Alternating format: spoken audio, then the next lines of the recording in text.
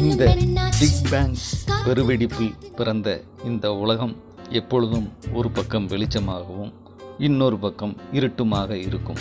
Of light stories. நான் Mayilvel Raja. The self minding Rolex love story. கல்வெட்டுக்கள் போல ஒரு ரோலக்ஸ் வாட்சில் பதியப்பட்ட காதல் வரிகள். என்றும் காதலுடன் எப்பொழுதும் நான், மெர்லின் மன்றோ.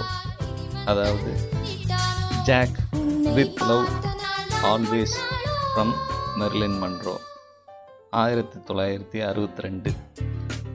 தனது குறுகிய வாழ்வில் காதலை தேடிய ஹாலிவுட் நடிகை மெர்லின் மன்றோ அமெரிக்காவின் 35வது ஜனாதிபதியான ஜான் எஃப் கென்னடியின் 46வது பிறந்த நாளுக்கு அஃபிஷியலி பரிசாகவும் பிரைவேட்லி காதல் பரிசாகவும் மெர்லின் மன்றோ இந்த ரோலக்ஸ் வாட்சை கென்னடிக்கு கொடுத்தார். அந்த பிறந்தநாள் விழாவில் ஹாப்பி பர்த்டே மிஸ்டர் பிரசிடென்ட் என்று அவள் பாடிய பிறந்தநாள் வாழ்த்து பாடல் லைம் லைட் பிளாக் பஸ்டர் ஆனது.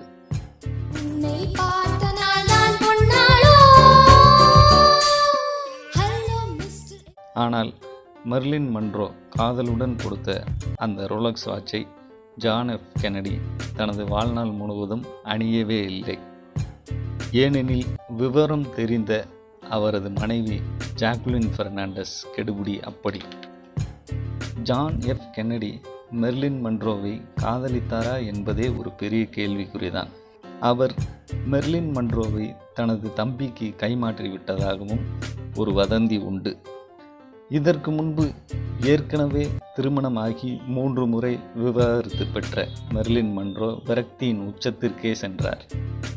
ஒரு நாள் இரவு அளவுக்கு அதிகமாக பார்பிட்ரேட்ஸ் என்ற போதை மருந்தை உட்கொண்டு தனது ஸ்டைலிலே குட்பை மிஸ்டர் பிரசிடென்ட் என்ற இறுதி வரிகளுடன் நீங்கா துயிலுக்கு சென்றார்.